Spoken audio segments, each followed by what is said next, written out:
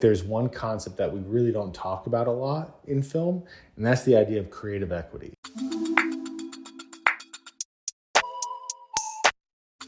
Being able to creatively invest yourself in a project, even when it's not something interesting, is a very valuable skill. If you're able to come up with solutions, come up with ways to be excited about a project, even if it's not something that you necessarily want to be doing, that is something that is really going to set you apart on those types of jobs, because you never know who is running those jobs.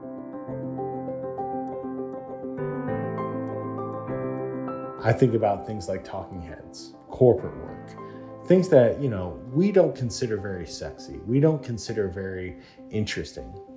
How do you put yourself into a project to make it that much better? Trying a new focal length, trying a new framing, using a new light fixture. It's just something that gets you excited about the project. What can I do to make it something unique? What can I do to make it something special? Is there anything that I can impart or communicate or try to inspire in the production, in what I'm trying to do, to make it the best that it possibly can?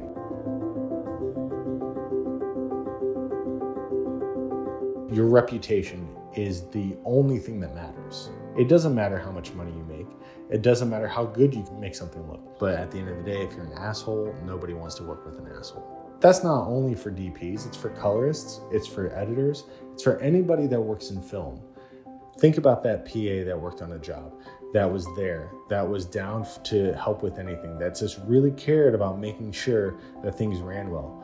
You remember that PA. You have somebody that comes to mind because they put themselves into the job. The whole idea is that your reputation means everything. And one way to build a good reputation is to be able to put yourself in every project and build creative equity to be able to make it the best you possibly can. If you can't do that, then you're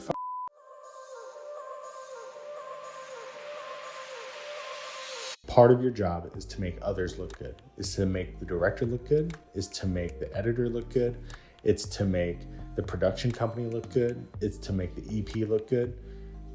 If you're doing that, you're doing your job. And it may not be something that you want to be doing, but if you have the mentality of, I want this to be the best it possibly can, I want to make sure that the person that I'm working with looks great to the client, looks great to the production company, then you've done your job. That mentality is what really is going to set you apart and help you get the skills to push yourself to be a better filmmaker. Reflect on old projects. What could we have done better? What could we have suggested that would be maybe a little more unique? A lot of times we think about things in terms of, this was the hand I was dealt and I couldn't do anything to make it better.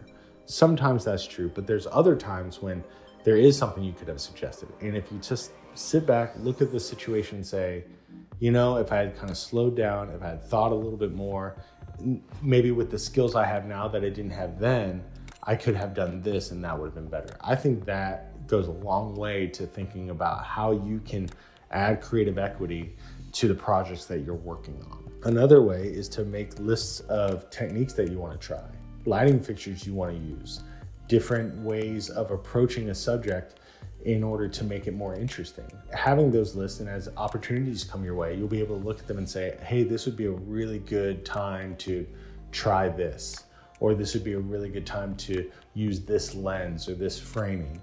And just kind of always be thinking about, what is it that I can do that's just 5% more than what I would have done normally?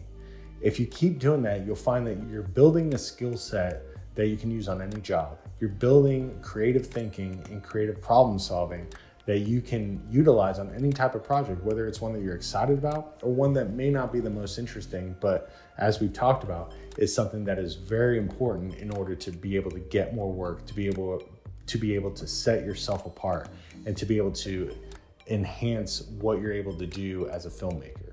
Another would be to research other people's projects that resonate with you. This isn't about ripping them off, but about trying to analyze what it is about those projects that give us inspiration.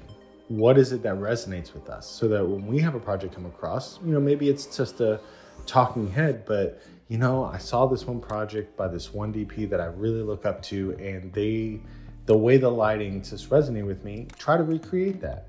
You know, if it's appropriate for the project that you're doing, if it's something that might make the project you're doing better, I think it's worth a shot.